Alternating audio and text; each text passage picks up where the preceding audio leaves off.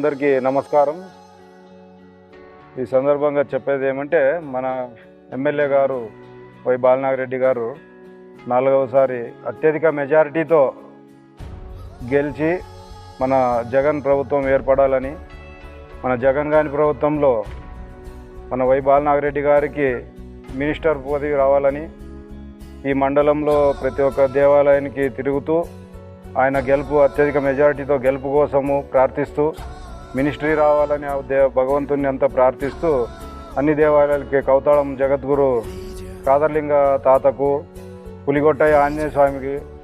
ఉరుకుంద ఈరಣ್ణ స్వామికి, బుడుములతోటి ఆంజనేయ స్వామికి, మేళినూరు రామలింగేశ్వర స్వామికి ప్రత్యేక పూజలు చేసి